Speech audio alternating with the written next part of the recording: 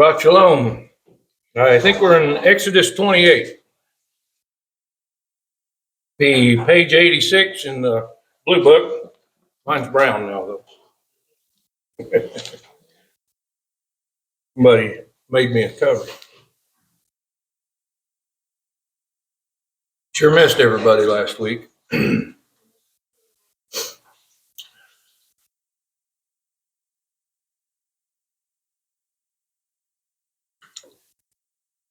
And you bring near Aaron, your brother, and his sons with him from among the children of Israel. For serving as priests to me, Aaron, Nadab, and Abihu, Eleazar, and Ithamar, the sons of Aaron. Excuse me. And you shall make set apart garments for Aaron your brother, for esteem and for comeliness. And you speak to all the wise of heart, whom I have filled with the spirit of wisdom, and they shall make the garments of Aaron, to set him apart, for him to serve as priest to me. And these are the garments which they make: a breastplate, a shoulder garment, a robe, an embroidered long shirt, a turban, and a girdle. And that you'll make set apart garments for Aaron your brother and his sons, for him to serve as priest to me. And they shall take the gold, and the blue, and the purple, and the scarlet material, and the fine linen, and shall make the shoulder garment of gold, of blue, and purple, and scarlet material, and fine woven linen, the work of a skilled workman. It is to have 2 shoulder pieces joined at its 2 edges, and so it is joined together. And the embroidered band of the shoulder garment, which is on it, is of the same workmanship, made of gold, of blue and purple and scarlet material, and fine woven linen. And you shall take 2 shoham stones and engrave on them the names of the sons of Israel, 6 of their names on one stone, and the remaining 6 names on the other stone, according to their birth.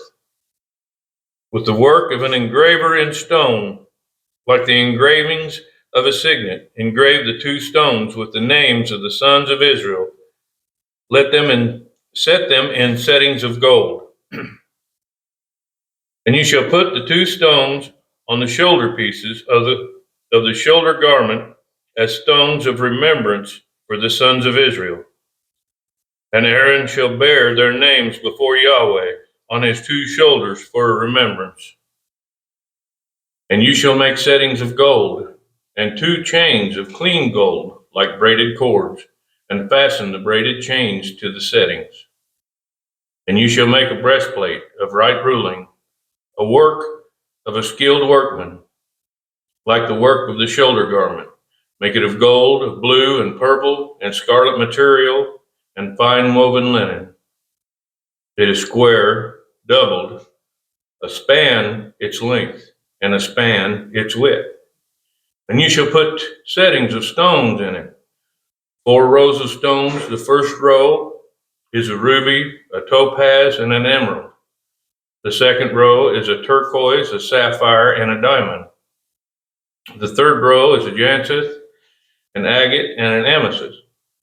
And the fourth row is beryl, and a shoham, and a jasper. They are set in gold settings. The stones are according to the names of the sons of Israel, 12 according to their names, like the engravings of a signet, each one with its own name for the 12 tribes.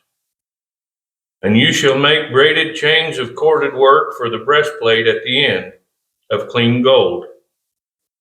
And you shall make 2 rings of gold for the breastplate, and shall put the 2 rings on the 2 ends of the breastplate. And you shall put the 2 cords of gold in the 2 rings which are on the ends of the breastplate. And the other 2 ends of the 2 cords you fasten to the 2 settings, and put them on the shoulder pieces of the shoulder garment in the front. And you shall make 2 rings of gold, and put them on the 2 ends of the breastplate, on the edge of it. which is on the inner side of the shoulder garment. And you shall make 2 rings of gold and put them on the 2 shoulder pieces, underneath the shoulder garment, on the front of it, close to the seam above the embroidered band of the shoulder garment. And they bind the breastplate by means of its rings to the rings of the shoulder garment, using a blue cord, so that it is above the embroidered band of the shoulder garment, so that the breastplate does not come loose from the shoulder garment. And Aaron shall bear the names of the sons of Israel on the breastplate of right ruling over his heart when he goes into the set apart place for remembrance before Yahweh continually. And into the breastplate of right ruling you shall put the Urim and the Thummim, and they shall be on the heart of Aaron when he goes in before Yahweh. And Aaron shall bear the right ruling of the children of Israel on his heart before Yahweh continually. And you shall make the robe of the shoulder garment olive blue, and the opening for his head shall be in the middle of it, a woven binding all around its opening, like the opening in a scaled armor, so that it does not tear. And on its hem you shall make pomegranates of blue and purple and scarlet material all around its hem, and bells of gold between them all around. A golden bell and a pomegranate, a golden bell and a pomegranate on the hem of the robe all around. And it shall be upon Aaron to attend it, and its sound shall be heard when he goes into the set apart place before Yahweh, and when he comes out, so that he does not die. And you shall make a plate of clean gold, and engrave on it, like the engraving of a signet, set apartness to Yahweh. And you shall put it on a blue cord, and it shall be on the turban. It is to be on the front of the turban. And it shall be on the forehead of Aaron, and Aaron shall bear the guilt of the set apart gifts which the children of Israel set apart in all their set apart gifts. And it shall always be on his forehead for acceptance for them before Yahweh. And you shall weave the long shirt of fine linen, and shall make the turban of fine linen, and you shall make the girdle of woven work. And make long shirts for Aaron's sons, and you shall make girdles for them. And you shall make turbans for them, for esteem and comeliness. And you shall put them on Aaron your brother, and on his sons with him, and shall anoint them, and shall ordain them, and shall set them apart, and they shall serve as priests to me. And make linen trousers for them, to cover their nakedness, reaching from the waist to the thighs. And they shall be on Aaron and on his sons when they come into the tent of appointment, and when they come near the slaughter place to attend in the set apart place, so that they do not bear crookedness and die. A law forever to him and to his seed after him. Hallelujah.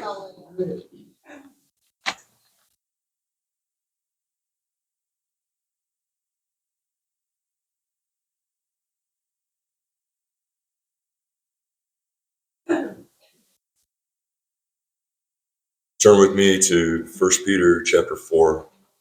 Is that right? Page 1185. Therefore, since Messiah suffered in the flesh, arm yourselves also with the same mind, because he who has suffered in the flesh has ceased from sin, so that he no longer lives the rest of his time in the flesh for the lusts of men, but according to the desire of Elohim. For we have spent enough of our past lifetime in doing the desire of the nations, having walked in indecencies, lusts, drunkenness, orgies, wild parties, and abominable idolatries, in which they are surprised that you do not run with them in the same flood of loose behavior, blaspheming, who shall give an account to him who is ready to judge the living and the dead. For this reason, the good news was also brought to those who are dead, so that whereas they are judged according to men in the flesh, they might live according to Elohim in the spirit. But the end of all has drawn near. Therefore be sober-minded and be attentive in the prayers. And above all, have a fervent love for one another, because love covers a great number of sins. Welcome one another without grumbling. As each one has received a gift, serve one another as good trustees of the manifold favor of Elohim. If anyone speaks, let it be as the words of Elohim. If anyone serves, let it be as with the strength which Elohim provides, so that Elohim might be praised in it all through Yahshua Messiah, to whom belong the esteem and the rule forever and ever. Amen. Beloved ones, do not be surprised at the fiery trial that is coming upon you to try you, as though some unusual matter has befallen you. But as you share Messiah's sufferings, rejoice in order that you might rejoice exultingly at the revelation of his esteem. If you are reproached for the name of Messiah, you are blessed, because the spirit of esteem and of Elohim rests upon you. On their part, he is blasphemed, but on your part, he is praised. For do not let any of you suffer as a murderer or thief or doer of evil or as a meddler. But if one suffers being messianist, let him not be ashamed, but let him esteem Elohim in this matter. Because it is time for judgment to begin from the house of Elohim. And if firstly from us, what is the end of those who do not obey the good news of Elohim?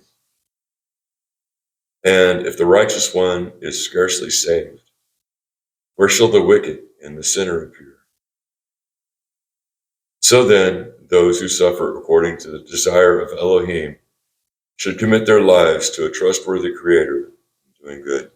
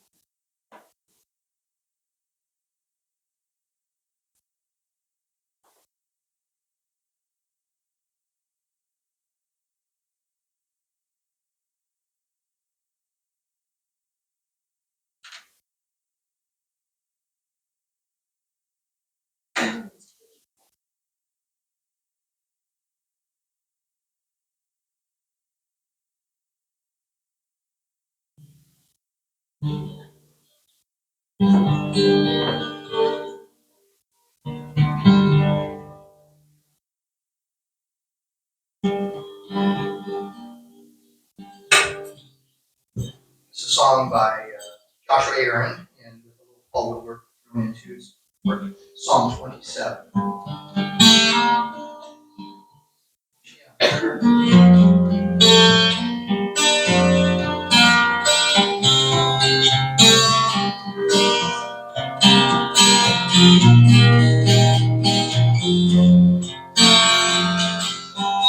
Yahweh is my light, my salvation.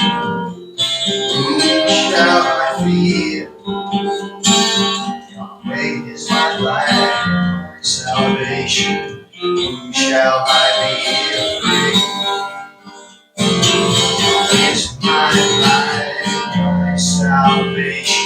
Whom shall I fear? Yahweh is my light, my salvation. Whom shall I be afraid? Whom shall I be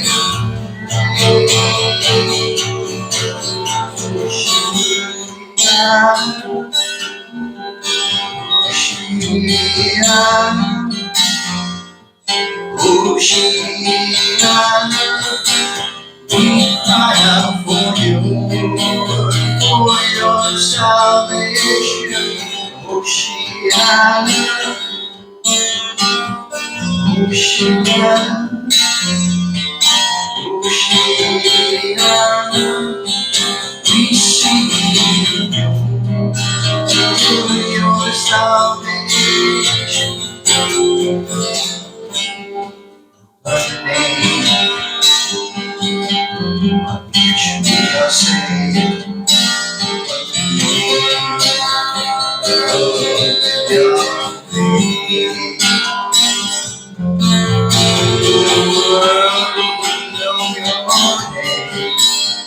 Nations will follow the name of Yahweh.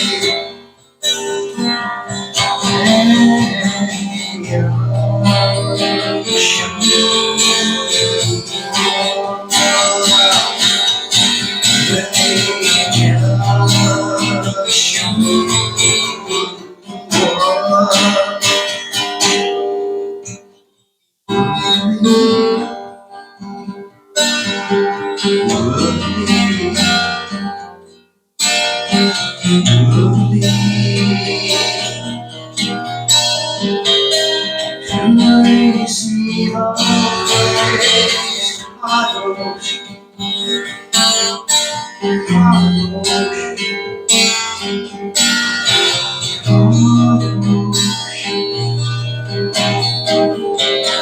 You're the Son of God. You are awesome. Your power, your glory.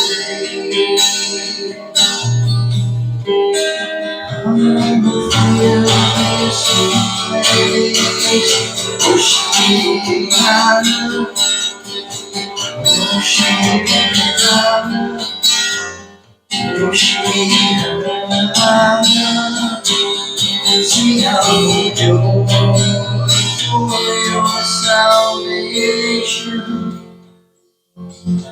Holy is my life, my salvation. Whom shall I fear? Yahweh is my life, my salvation. Whom shall I be afraid?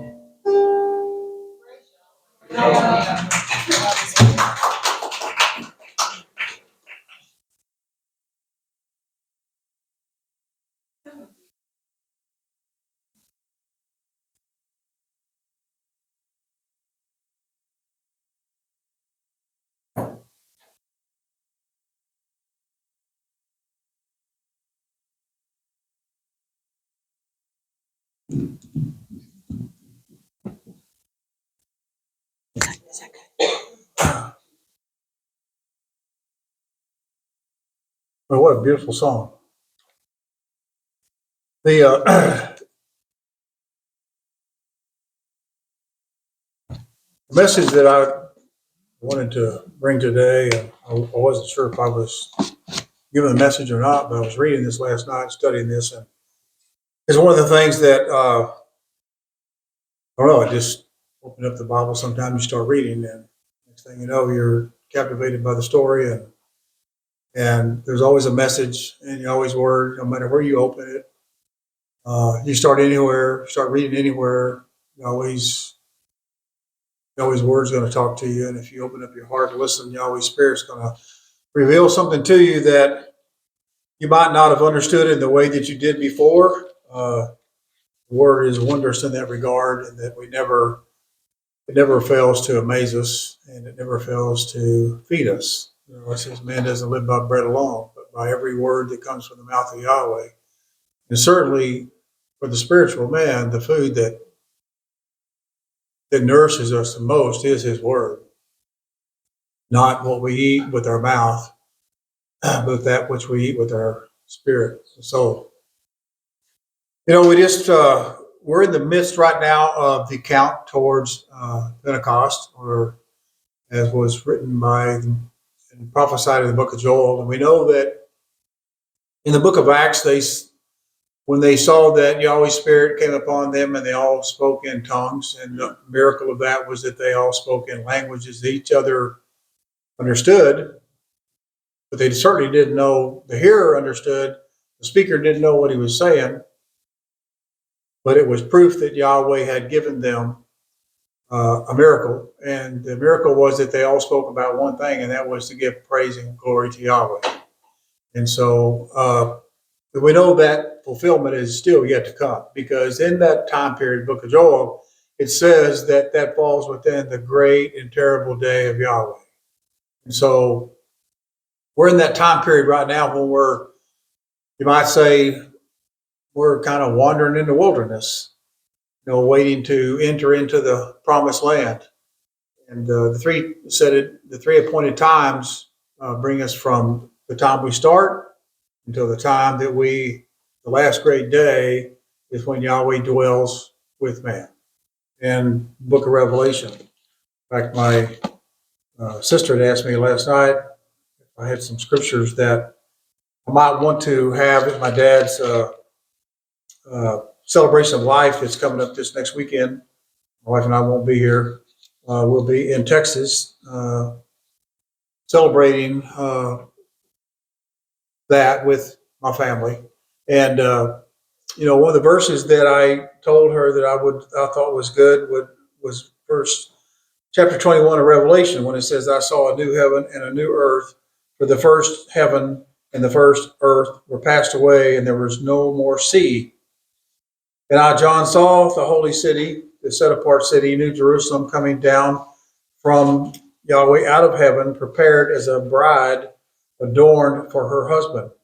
And I heard a great voice out of heaven saying, Behold, the tabernacle of Yahweh is with men, and he will dwell with them, and they shall be his people, and Yahweh himself shall be with them, and he will be their Elohim. And Yahweh will wipe away all tears from their eyes, and there shall be no more death, neither sorrow nor crying, neither shall there be any more pain, for the former things are passed away." Hallelujah. So you have a hope, and you're looking for that hope. And what we do on every Sabbath day is we express to Yahweh that we want to be part of that millennial time, because the last great day is that right there.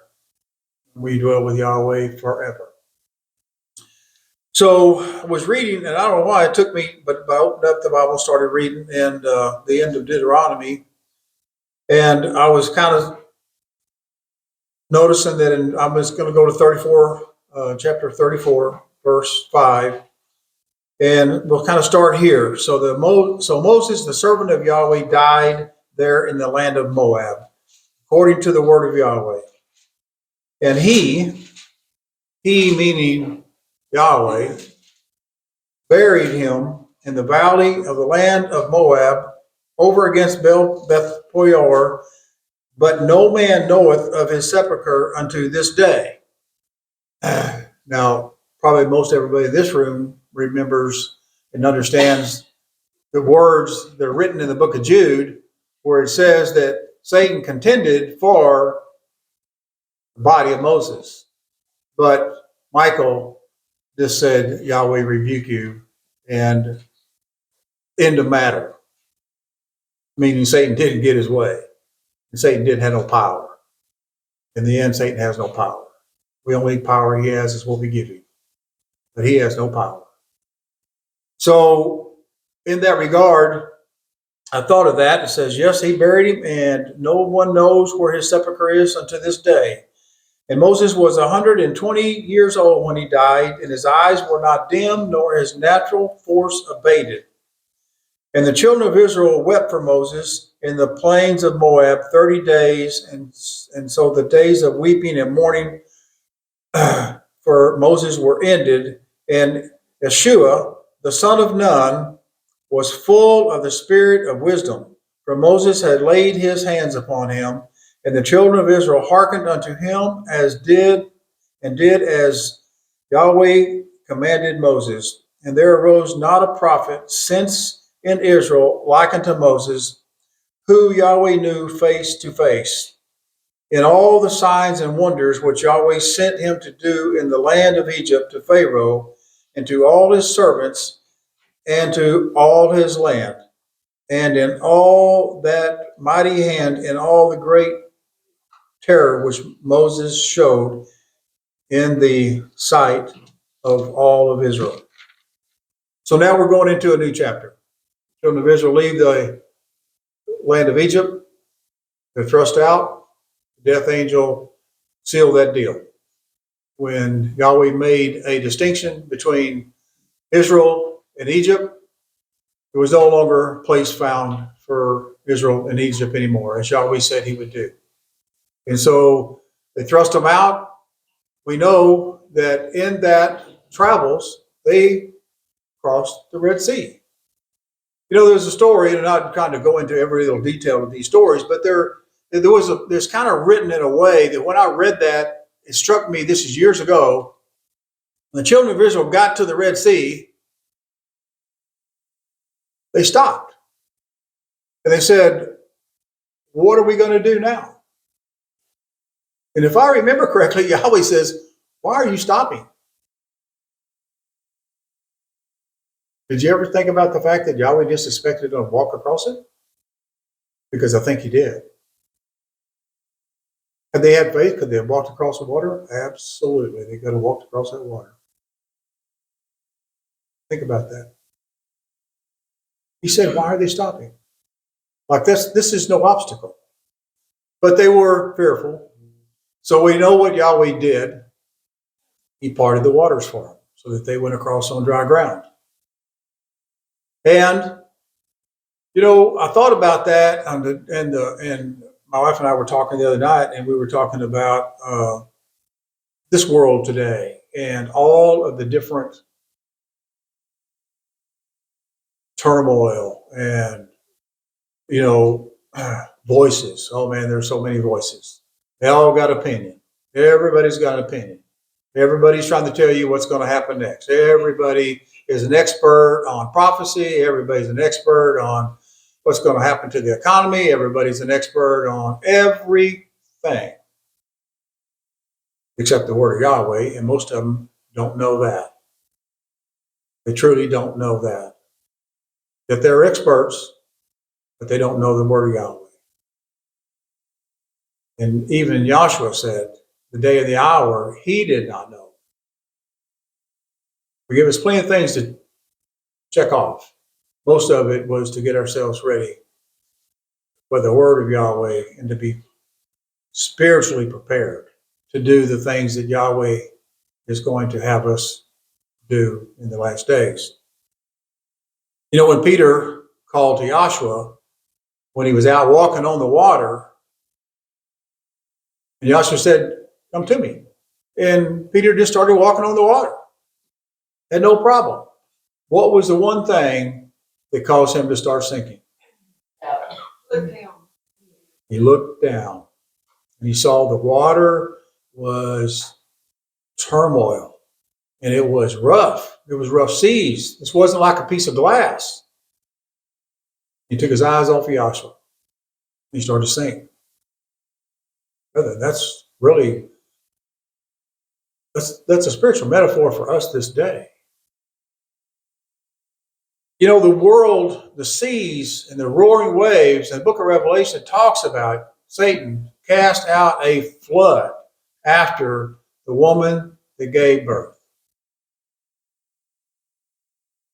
It's Israel. It's us. The flood is people. Think about this. That flood, the things that cause us to take our eyes off of Yeshua, and the goal is that. Just remember, don't take your eyes off of Yeshua. The scripture plainly states that Joshua endured all things, the suffering that we know that we will not ever endure the degree of suffering that he did. Yet, it clearly says that he was able to endure it. Why? Because he didn't look at that. He looked at the goal. It was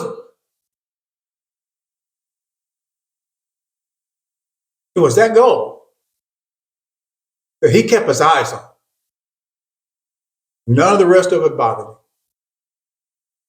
Peter drew out his sword and he said, put it up. I got 12 legions of angels. I would,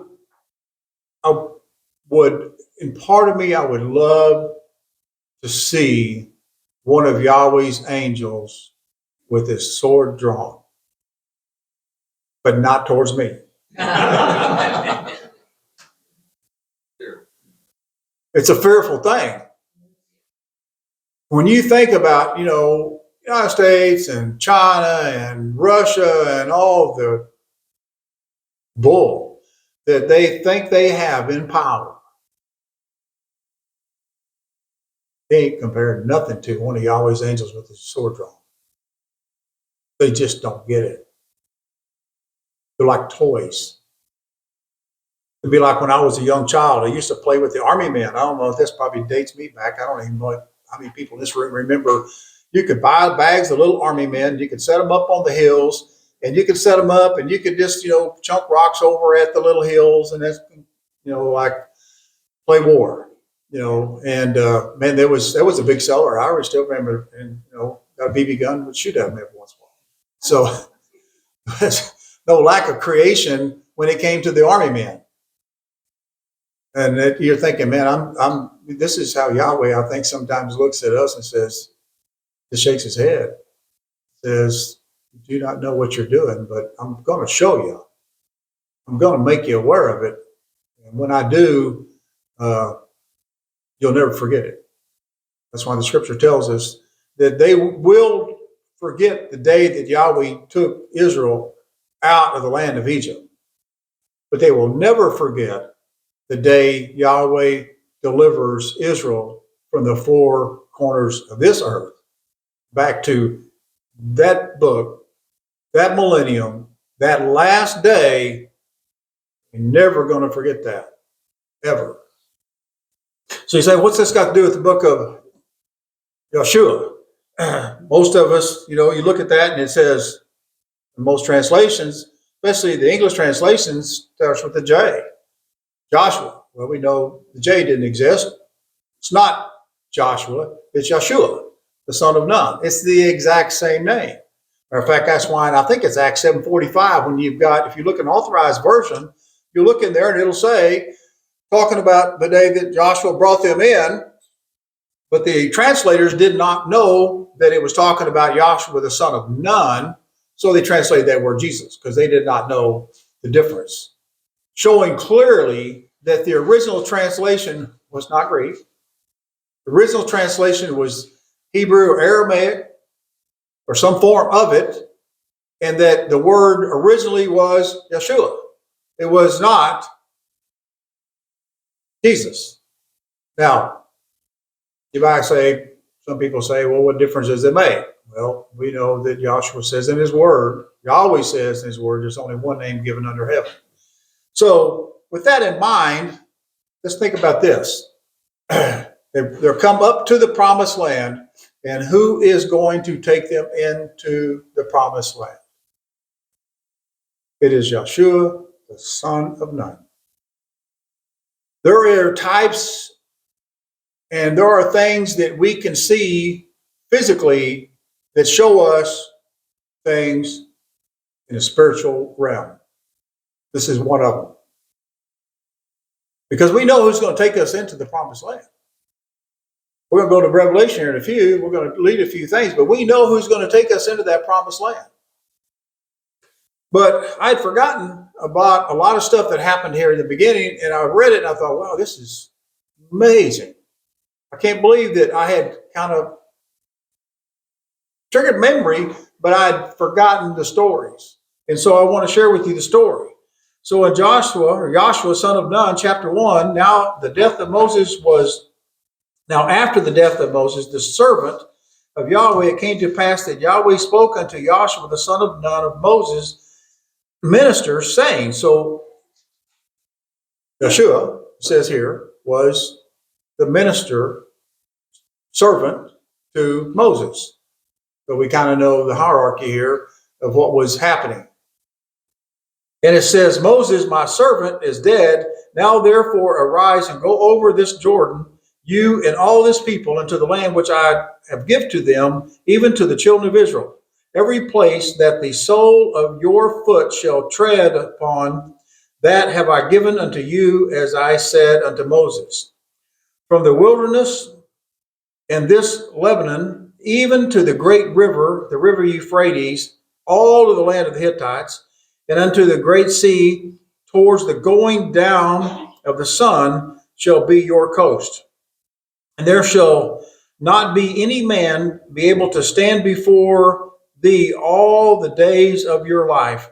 As I was with Moses, so will I be with you. I will not fail you nor forsake you. Be strong and of good courage, for unto this people shall you divide for an inheritance the land which I swore unto their fathers to give them. Who is going to give us our inheritance? Yeshua, Messiah. You know, it says, only be strong and very courageous, that you may observe and do all in the law, which Moses, my servant, commanded you.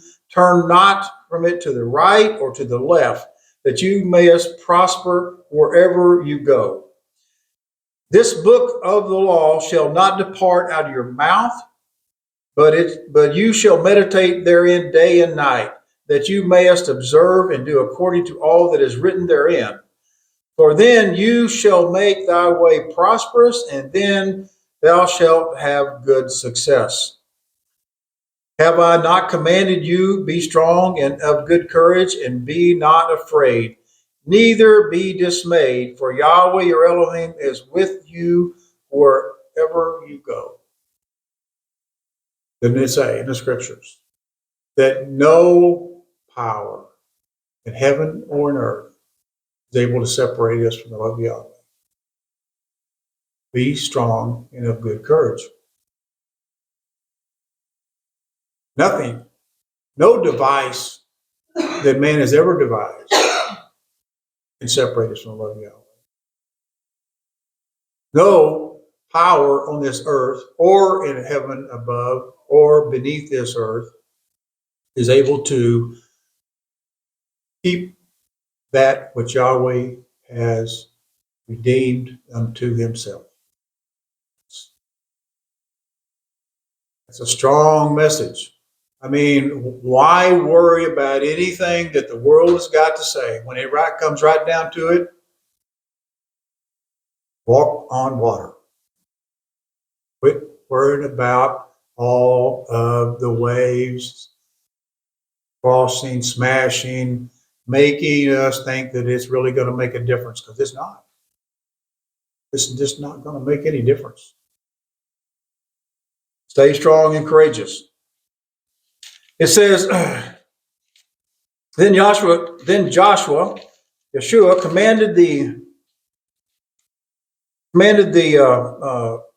officers of the people, saying, pass through the host and command the people, saying, prepare you victuals, for within 3 days we shall pass over this. And they commanded the people, saying, when you see the ark of the covenant of Yahweh your Elohim, and the priest, the Levites, burying it, then you shall remove from your place and go after it. In other words, it leads the way.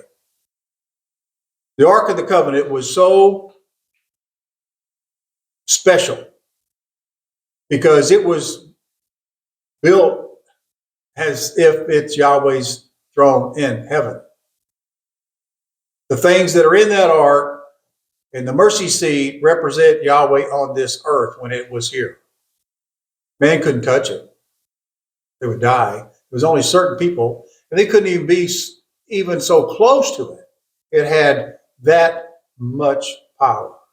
It represented Yahweh. His word, his miracles, testimony was in it. The miracles, the bud, the Aaron's rod, manna, the power was in it. The cherubim was over it, and guess what was on top of it? The mercy seat. Mercy reigns over judgment. Yahweh so purposed it. We have such a loving Father.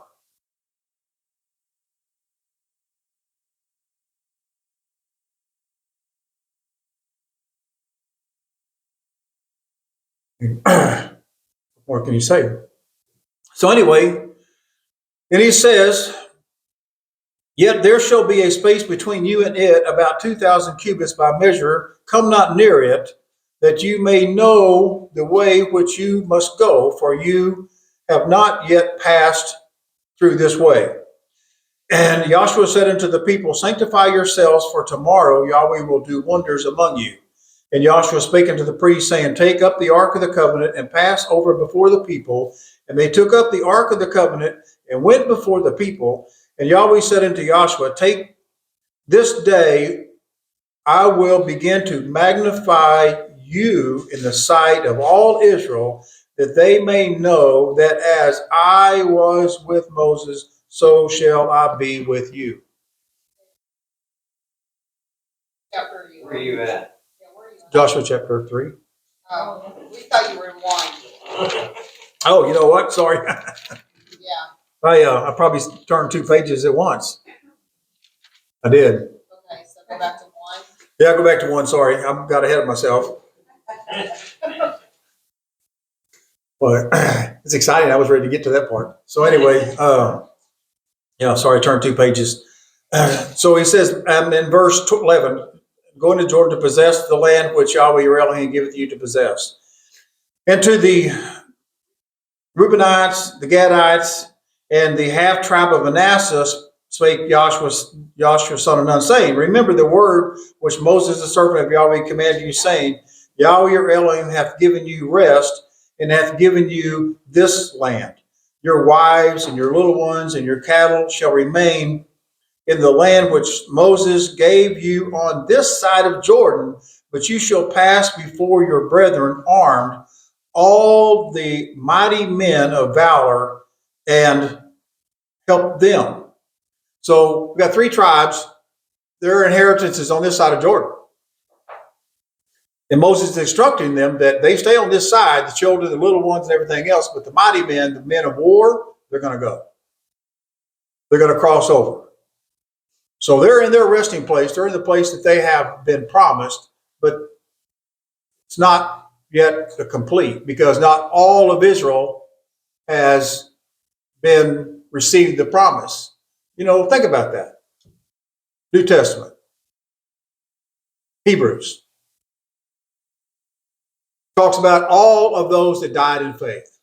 The one thing it says, that Yahweh did not give them the promise yet. That he purposed that they would not receive it without us. Same thing. Yahweh's consistent. He's the same yesterday, today, and forever. He has a consistent purpose, and you see it in little things.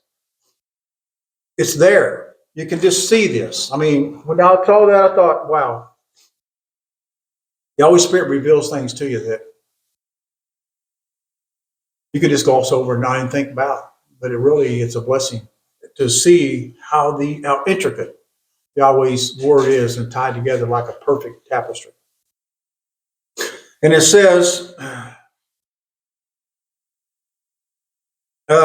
Moses, servant, gave you this side of Jordan toward the sun rising. And it's all in verse 16. And they answered Yeshua, saying, all you have commanded, this will we do, and wheresoever you send us, we will go. According as we hearkened unto Moses in all things, so will we hearken unto thee. Yahweh is saying that he is going to do and make Joshua the son of Nun in their sight as great as Moses was his predecessor. And yet the word of Yahweh says to Moses, being a prophet, he says, and children of Israel, Moses is a great prophet, but I'm going to raise up another one, even greater than he. Consistency. Always consistent. And so I'm going to go on down to verse 18. Whosoever that doth rebel against thy commandments and will not hearken to the words, and all that thou commandest him shall be put to death. Only be strong and of good courage.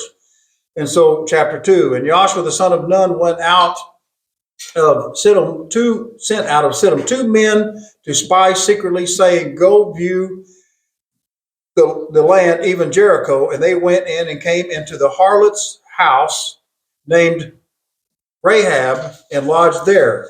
And it was told the king of Jericho, saying, "Behold, there came men in hither tonight of the children of Israel to search out the country."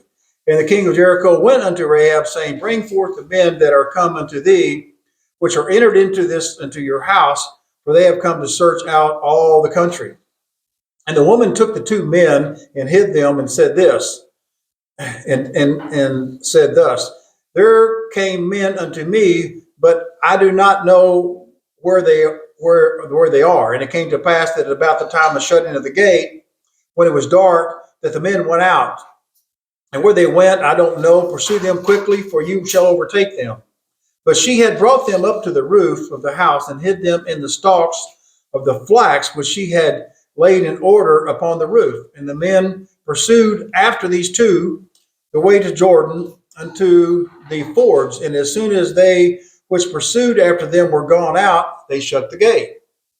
And before they were laid down, she came unto them unto the roof, and she said to them, "I know that Yahweh hath given you this land, and that your terror is falling upon us, and that all the inhabitants of the land faint because of you. For we have heard how Yahweh dried up the water of the Red Sea for you to come out of the land of Egypt, and what you did unto the 2 kings of the Amorites on the other side of Jordan, Sihon and Og, which you utterly destroyed. And as soon as we heard these things, our hearts did melt, neither did there remain any more courage in any man because of you. For Yahweh your Elohim, he is the Elohim of heaven above and in the earth beneath. Now therefore I pray you, swear unto me, and since I have showed you this kindness, that you will show kindness unto my father's house, and give me a true token, that you will save alive my father, my mother, my brother, my sisters, and all that you have, and deliver our lives from death." And the men answered, "Our life for yours, if we utter, and not be in this our business. It shall be when Yahweh hath given us the land, that we will deal kindly and truly with you." And so she let them down by a cord through the window, from her house was on the town wall, and she dwelt upon the wall. And she said unto them, "Get you to the mountains, lest the pursuers meet you, and hide yourselves there 3 days until they be returned, and afterwards you may go your way." And the men said unto her, "We be blameless of this thine oath, which thou hast made us swear. Behold, when we come into the land, that thou shalt bind this line of scarlet thread in the window which you did let us down by, and thou shalt bring thy father and thy mother and the brethren and all the father's household into thee. And it shall be that whosoever goeth out of the doors of that house in the street, his blood will be upon his head, and we will be guiltless. And whosoever shall be with thee in the house, his blood shall be on our head, if any man or if any hand be upon him. And if you utter our business, then we will be, our oath will be over. We're not going to keep our word." And she said, "According to your word, so be it." And she sent them away, and they departed, and she bound the scarlet line in the window. And they went and came to the mountain, and abode 3 days until the pursuers returned. And the pursuers sought them throughout all the way, but did not find them. And the 2 men returned and descended from the mountain, and passed over, and came to Joshua son of Nun, and told him all the things that befell them. And they said unto Joshua, "Truly Yahweh hath delivered into our hands all this land, for even the inhabitants of the country do faint before us." And so Joshua rose early in the morning. They removed from Shittim and came to Jordan, and lodged there before they passed over. And it came to pass after 3 days that the officers went through the host, and Yahweh commanded the people, saying, this is where we were a minute ago, and talked about the ark. And it says, And so I'm going to skip down to verse 7. And Yahweh said unto Joshua, son of Nun, behold, this day I will magnify you in the sight of all Israel, that they may know that as I was with Moses, I would be with you. So we kind of caught up here. Now we know that they're at the edge of Jordan. He said in the two spies. The two spies goes into the harlot, Rahab. She hides them. She knows, she fears Yahweh. She knows that Yahweh's going to give them the city. She makes a deal with them, says, just spare me and my house. What does he ask them to do? Put a scarlet ribbon. Isn't that interesting? A scarlet ribbon. Red. Kind of reminds you of the blood over the door, doesn't it? Think about it. Put the scarlet ribbon, when we see it, everybody that's in that house, in the house, will not die. If they go out of the house, blood's not on, their blood is on them, not us. So in that house, with that scarlet, they were covered. It's like on the night that the death angel passed over. There's a lot of similarities here, what's going on. And Joshua said unto the children of Israel, come gather and hear the words of Yahweh your Elohim, on verse 9. And Joshua said, hereby you shall know that the living Elohim is among you, and that he will without fail drive out from before you the Canaanites, Hittites, the Hivites, the Pezerites, the Girgashites, the Amorites, and all the Jebusites. All the ites are going. No matter which clan they are, the ites are leaving. Yahweh's going to move them out. Behold, the ark of the covenant of Yahweh of all the earth passes over before you into Jordan. Now therefore take you 12 men of the tribes of Israel, out of every tribe a man. And it shall come to pass, as soon as the soles of the feet of the priests that bear the ark of Yahweh, of all the earth shall rest in the waters of Jordan, that the waters of Jordan shall be cut off from the waters that come down from above, and they shall stand up as a heap. And it came to pass, when the people removed from their tents to pass over Jordan, and the priest bearing the ark before the people, and they that bear the ark come to Jordan, and the feet of the priests that bear the ark were dipped into the brim of the water, the Jordan overfloweth all its banks at the time of harvest. So this is not just a trickle. This is when it's at its height. It says, and the waters which came down from above and rose above as a heap very far from the city of Adam, that is beside Zedaran, and those that came down from the sea of the plain, even from the salt sea, failed and were cut off, and the people passed right over against Jordan. And the priests that bear the ark of the covenant of Yahweh stood on dry ground in the midst of Jordan, and all the Israelites passed over on dry ground until all the people passed completely over.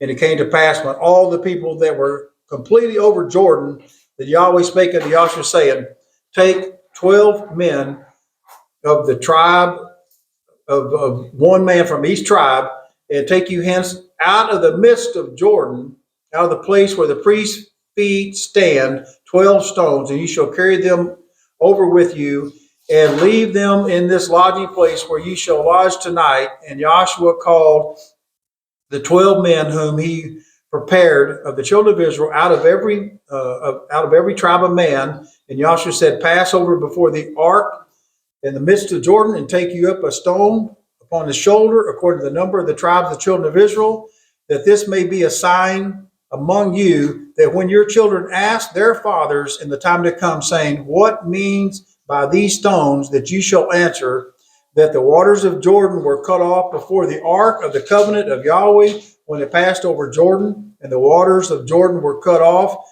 and these stones shall be for memorial unto the children of Israel forever. And the children of Israel did as Joshua commanded. They took up the 12 stones in the midst of Jordan, as Yahweh had commanded Joshua, according to the number of the tribes of the children of Israel, and carried them over. And they placed them where they lodged them that night. And Joshua set up the 12 stones that were in the midst of Jordan in a place were the feet of the priests which bear the ark of the covenant, and they are there unto this day. And the priests which bear the ark stood in the midst of Jordan until everything is finished. And Yahweh commanded Joshua to speak to the people according to all that Moses commanded Joshua, and the people hastened and passed over. And it came to pass when the people were completely passed over, and that the ark had passed over, and the priest in the presence of the people, and the children of Reuben and the children of Gad, and remember the half tribe of Manasseh passed over, armed men before Yahweh of Israel, and as Moses had commanded. Now you think this was a small number. No. About 40,000 prepared for war from those three tribes. 40,000 passed over this side to finish the inheritance of the land. I thought that is a massive number of people. And I remember the story of, you have Abraham's got the promise, Isaac, and then Jacob. And Jacob served his father-in-law. And his father-in-law didn't, want to let him go, and then he didn't have any inheritance. He said, look, just give me the cattle that are streaked, mingled, and not the purebreds. And he left with more cattle than Laban had. It shows what Yahweh had, how he is fulfilling his promise to Abraham, that your seed shall be as the stars of heaven. He was not slacking in any way what he was going to do and perform to Abraham, as we are standing proof this day that we are part of that promise. Praise Yahweh. So, and it says on that day, Yahweh magnified, I'm on verse 14 in the 3rd chapter. On that day, Yahweh magnified Yeshua in the sight of all Israel, and they feared him as they feared Moses all the days of his life. And Yahweh spake unto Joshua, saying, command the priests that bear the ark of the testimony that they should come up out of Jordan. And therefore he commanded the priests, saying, come up out of Jordan. And it came to pass that when the priests that bear the ark of the covenant of Yahweh were come up out of the midst of Jordan, and the soles of their feet lifted unto the dry land, that the waters of Jordan returned unto their place and flowed all over its banks as they were before. Just like splitting the Red Sea. Now you have an interesting thing here. You have a whole new generation. We're fixing to read this. This is a whole new generation. And the 12 stones which they took out of Jordan did Joshua pitch in Gilgal. Put that in the back of your mind, Gilgal, because there's places in the prophecies that you're going to want to come back to this and understand what is the purpose of Gilgal. Why does the Bible talk about Gilgal? We're not going to get sidetracked into that, but remember, they placed these 12 stones right here as a sign that Yahweh had given them the land and had parted the Jordan. And it says, let your people know, saying, Israel came over this Jordan on dry land. For Yahweh your Elohim dried up the waters of Jordan from before you until you passed over, as Yahweh your Elohim did the Red Sea, which he dried from before us, even until we were gone over. And all the people of the earth might know that the hand of Yahweh, that it is mighty, that you might fear Yahweh your Elohim forever. And it came to pass that when the kings of the Amorites, which were on the side of Jordan westward, and all the kings of the Canaanites, which were by the sea, heard that Yahweh had dried up the waters of Jordan from before the children of Israel until they were passed over, that their heart melted, neither was there any spirit in them any more, because the children of Israel. At that time Yahweh said unto Joshua, take the sharp knives and circumcise again the children of Israel the second time. And Joshua made sharp knives and circumcised the children of Israel at the hill of the foreskins. And this is the cause why Joshua did circumcise all the people that came out of Egypt, that were males. Even all the men of war died in the wilderness by the way after they came out of Egypt. Now, all the people that came out were circumcised, But all the people that were born in the wilderness, by the way, as they came forth out of Egypt, them they had not circumcised. So everyone that came out, men of war, it keeps talking about men of war. Well, if you go back into, you say, well, what's that got to do with anything? When you go back into the law of Yahweh, you could not be a man of war unless you were the age of 20. You can be 19 and a half. You're not a man of war. But if you're 20 and above, you're a man of war. They all died. Everybody that was under the age of 20 did not die. Everybody over the age of 20 died. This is what this is telling us. Why the scriptures oftentimes refer to the age of accountability as the age of 20. Because Yahweh held everyone that was 20 and above accountable. Because they would not believe Yahweh and they refused to go into the promised land. They said it was, giants were too big, it was too much, and Yahweh couldn't protect them. They wanted to go back to Egypt. So Yahweh let them die in the wilderness, not go into the promised land. But now we got a new generation coming on. He says, we got to do something because something's fixing to happen. So the people that, so the children of Israel walked 40 years in the wilderness, I'm in verse 6, and till all the people that were men of war, which came out of Egypt, were consumed because they obeyed not the voice of Yahweh, unto whom Yahweh swore that he would not show them the land which Yahweh swore unto their fathers, that he would give us a land that flowed with milk and honey. And their children, whom Yahweh raised up in their stead, Joshua circumcised, for they were uncircumcised because they had not been circumcised on the way. And it came to pass when they were done circumcising all the people that abode in their places in the camp till they were whole. Now, one thing I didn't point out that I should have pointed out was that when they crossed Jordan, was the 10th day of the first month. The 10th day of the first month. So they're getting close to Passover. Got 4 days. And now they got to get circumcised. You know, you set the lamb aside on the 10th day. Wonder what the correlation between is setting the lamb aside in the parting of the waters of Jordan. Where was Joshua baptized? Jordan.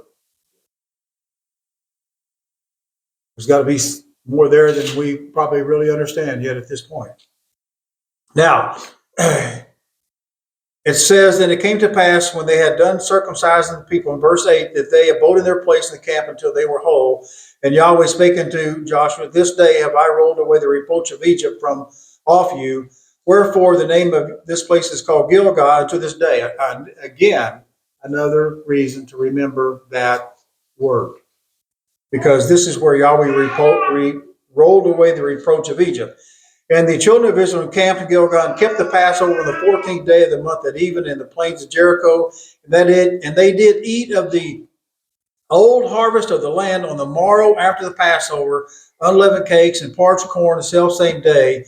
And manna ceased on the morrow after they had eaten the old corn of the land. Neither had the children of Israel manna any more, but they did eat of the fruit of the land of Canaan that year. You know, you really think about this. They kept the Passover in Egypt. They came out. They didn't keep any Passovers till now. And if you think about that, you go back into Exodus, and Yahweh says, when you go into the land that I promised you, you shall observe this ordinance. That's why. When you go into that land that I promised you, you shall observe this ordinance. And here they are doing it. Keeping the Passover. So during the days of unleavened bread, manna stopped. So just give you a timeline of what's going on. And he said, and so it came to pass when Joshua was by Jericho, he lifted up his eyes and looked, and behold, there stood a man, I'm in verse 13, there stood a man over against him with the sword drawn in his hand. And Yeshua went unto him and said unto him, Art thou for us or for our adversaries? And he said, No, but as captain of the host of Yahweh am I now come. And boy, did that get his attention. Because the first thing he did was hit the ground. He fell straight to his face on the earth and did obeisance, not the word worship as we would worship Yahweh, but he honored him and said unto him, What saith my master unto his servant? And the captain of Yahweh's host said unto Joshua, Loose thy shoe from off thy foot, for the place where you stand is set apart. And Joshua did so. That's exactly what happened in the burning bush, wasn't it? So you got this Yahweh's presence in a burning bush speaking to Moses, telling him what to do. It's going to bring the children of Israel out of Egypt. Moses gets them through the 40 years in the wilderness, sees the land. Yeshua is given the right to bring them over into the promised land.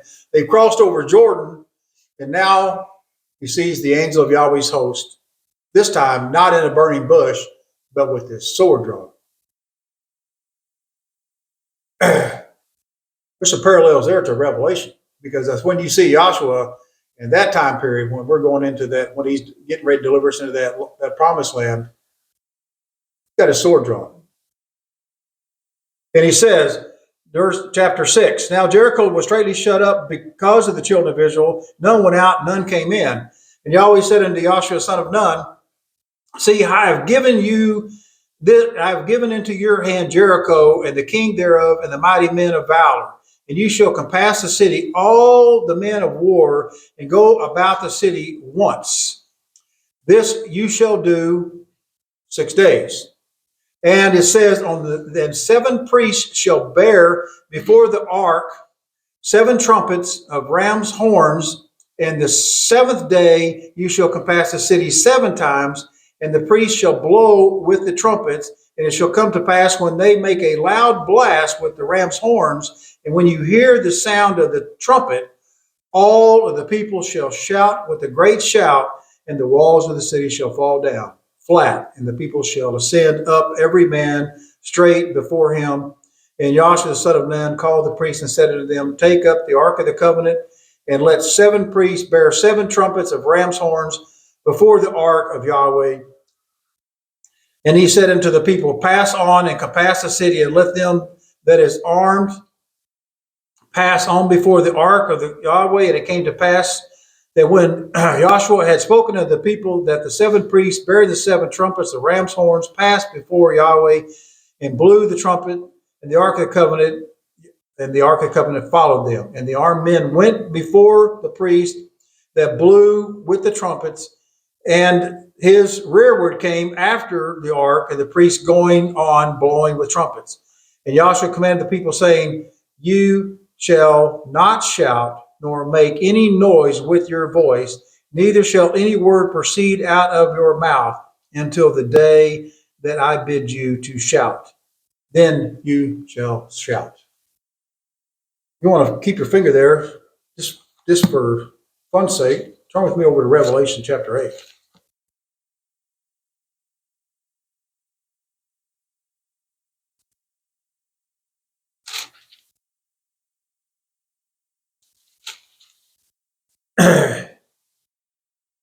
And in Revelation chapter 8, verse 1, and he opened the 7th seal, and there was silence in heaven about the space of half an hour.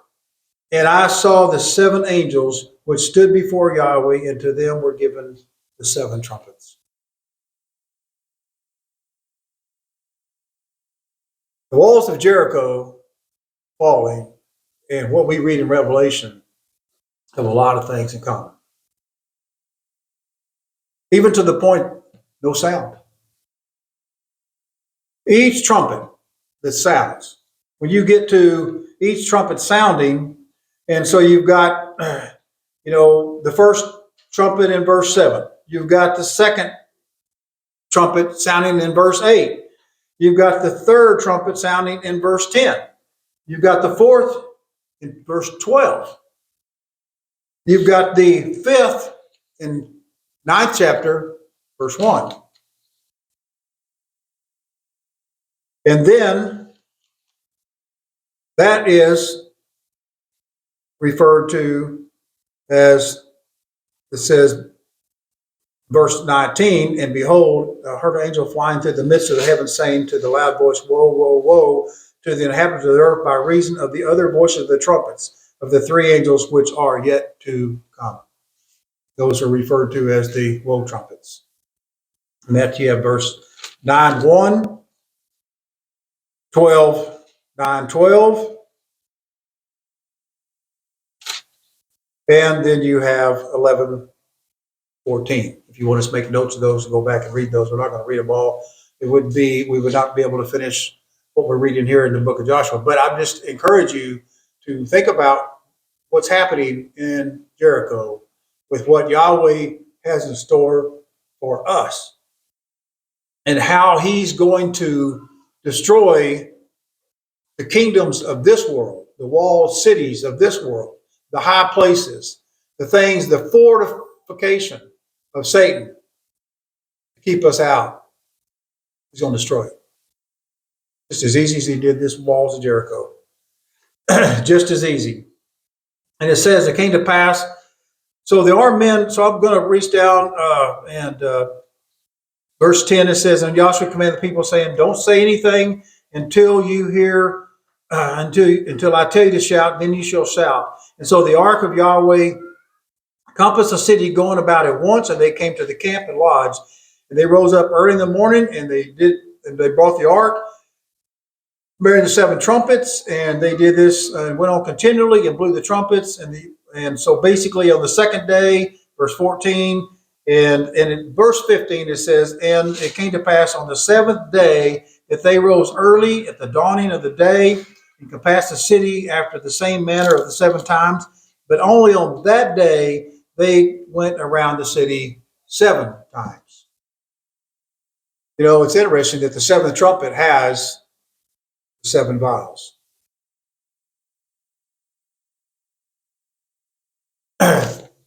7 vials. This time they're going to go around the city 7 times. They've got 7 trumpets. They're going around 6 days. Now they're going to go around it 7 times. And it came to pass at the 7th time, verse 16, when the priest blew the trumpets, Joshua said unto the people, shout, for Yahweh hath given you the city, and the city shall be accursed, and all therein, only Rahab the harlot shall live, and she and all that are with her in the house, because she hid the messengers that she went. And ye in any wise keep yourselves from the accursed thing, lest you make yourself accursed, when you take the accursed thing and make the camp of Israel accursed and trouble it. But all the silver and gold and the vessels of brass and iron are consecrated unto Yahweh, and they shall come into the sanctuary. And so the people shouted when the priest blew the trumpets, and it came to pass when they heard the sound of the trumpet with a great sound that the wall fell down flat. In verse 20, and the people went into the city, every man straight for him, and they took the city. And the city was utterly destroyed, all that was in the city. This is something that is very specific. Yahweh said everything in the city is to be destroyed. And it said, and they utterly destroyed all that was in the city, both men and women, young and old, ox, sheep, ass, with the edge of the sword. But Joshua said unto the 2 men that had spied the country, go into the harlot's house and bring her out, the woman, and all that she hath, as you swore to her. The young men that went spies in and brought out Rahab and her father and her mother and her brother and all that she had, and they brought them to and all their kindred, and they left them without the camp of Israel, and they burnt the city with fire and all that was in it. Only the silver and the gold and the vessels so was put in Yahweh's sanctuary. In verse 25, and Joshua saved Rahab the harlot alive and her father's household and all that she had. And she dwelt in Israel even to this day, because she hid the messengers which Joshua spent to spy out Jericho. You know, we read in the book of Hebrews. I don't know if I can find it real quick. I think it's Hebrews 11. Pretty sure it's Hebrews 11.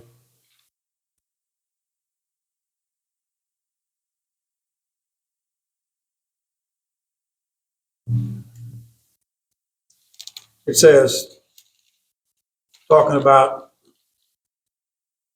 faith being the evidence of things hoped for, not seen.